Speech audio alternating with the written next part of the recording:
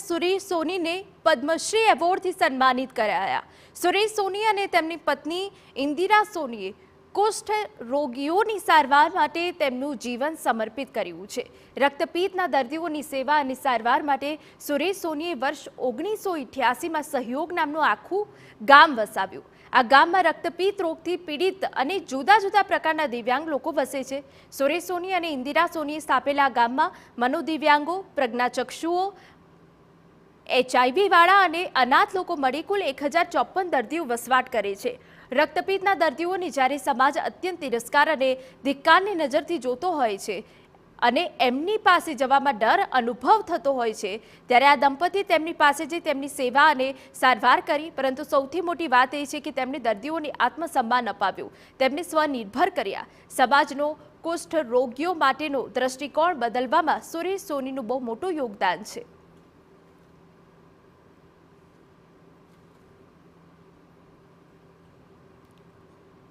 ગુજરાતનું જેમણે ગૌરવ વધાર્યું છે તે સુરેશભાઈ સોની કે જેઓએ પોતાનું એક નગર જે છે તે હિંમતનગર નજીક સહયોગનગરના નામે વિકસાવ્યું હતું। ત્યાં ભારતભરમાંથી જ કુષ્ઠ રોગીઓ જે છે તે વસે છે અને તેઓની સેવા જે છે તે છેલ્લા 36-37 વર્ષથી તેઓ કરતા આવ્યા છે।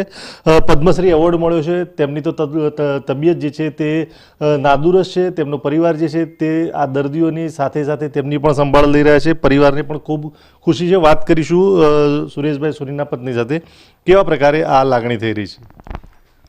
મારું નામ ઇન્દિરા।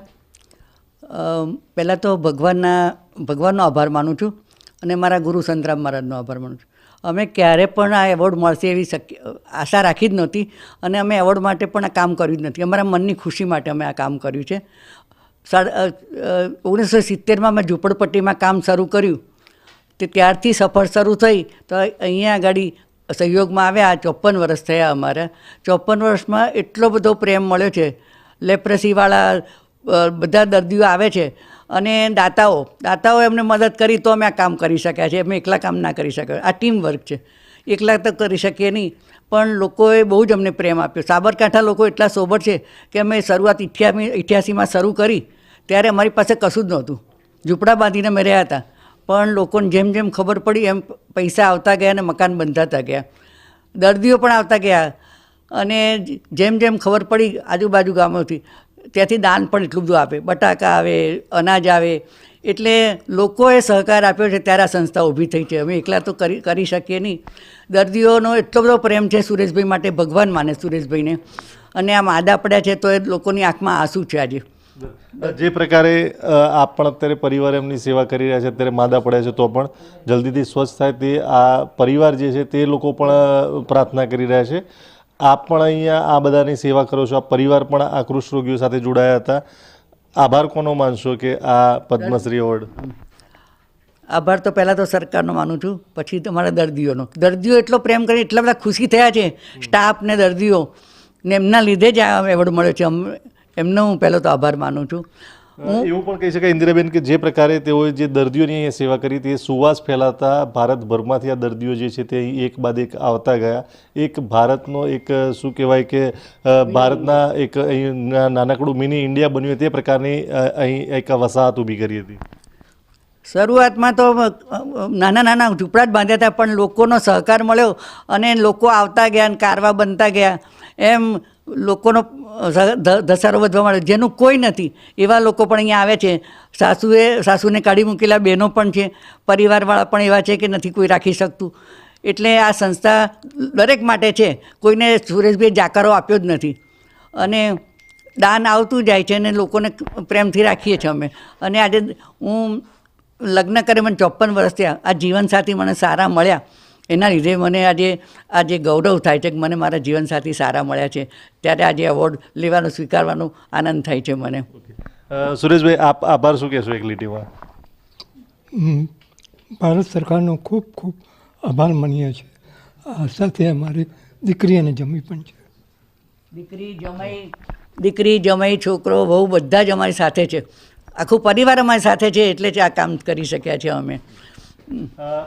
માત્ર સુરેશભાઈ જ નહીં પરંતુ તેમના પરિવારના તમામ સભ્યો જે છે તે આ સેવાના યજ્ઞની અંદર જોડાયા હતા અને તેના કારણે આટલા વર્ષોથી એટલે કે આટલા દાયકાથી આ સેવાનો યજ્ઞ જે છે તે ચાલી શક્યો અને ભારતનું જે ગૌરવ કહી શકાય તે ગર્વપૂર્ણ પુરસ્કાર તેમને હવે એનાયત થઈ રહ્યો છે તે માટેનું નામ જે જાહેર થયું તેના કારણે દર્દીઓથી લઈને તેમના પરિવાર સુધી અને સાબરકાંઠાના લોકોમાં પણ એક ખુશીનો માહોલ છવાયો છે. અવનીશ ગોસ્વામી, TV9, હિંમતનગર.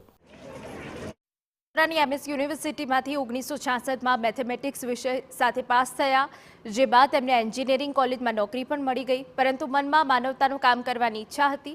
આથી તેઓએ પ્રારંભમાં વડોદરામાં રક્તપિત્ત રોગના દર્દીઓની સારવાર કરી. એ વખતે વડોદરામાં રક્તપિત્તના 400 જેટલા લોકો હતા, જે બાદ સુરેશ સોનીએ શ્રમ મંદિર નામનું ટ્રસ્ટ બનાવ્યું. ગુજરાત સરકારે વડોદરાથી 15 કિલોમીટર દૂર સિંગ રોડ પાસે જમીન ફાળવી. આ કોતરવાડી જમીનમાં તેમણે મકાનો બનાવ્યા. 1978માં તેમણે નોકરી છોડી દીધી અને પૂર્ણ રક સમયે રક્તપિત્તના દર્દીઓની સેવામાં લાગી ગયા. વર્ષ 1988માં સાબરકાંઠામાં સેવા કાર્ય માટે વસાહત ઊભી થઈ. સુરેશ સોનીનો સમગ્ર પરિવાર આ સેવા કાર્ય સાથે જોડાયેલો છે. રક્તપિત્તગ્રસ્તોથી શરૂઆત કરી હતી. ધીમે ધીમે મનબુદ્ધિના ભાઈઓને રાખવાનું શરૂ કર્યું. ત્યાર પછી મનબુદ્ધિની બહેનોને રાખવાનું શરૂ કર્યું. સમાજનો પણ અમને સતત ટેકો મળતો ગયો, ડોનેશન મળતું ગયું. સરકારે પણ અમને પછી એવું કીધું કે તમે લેપ્રસીમાં કામ કરો છો તો જે જિલ્લામાં સરકારના માણસ હજી બહુ પહોંચી શક્યા નથી ત્યાં તમે કામ કરો. એટલે અમે ડાંગ જિલ્લામાં પણ માણસો રોક્યા અને એમણે ત્યાં ઘરે ઘરે જઈને લેપ્રસીના પેશન્ટ શોધવાનું શરૂ કર્યું. એટલે એ રીતે અમે સરકારને પણ જ્યાં અમારા સહયોગની જરૂર પડતી ત્યાં અમે સહયોગ આપતા. પ્રસિદ્ધ ઉદ્યોગપતિ અને કેડીલા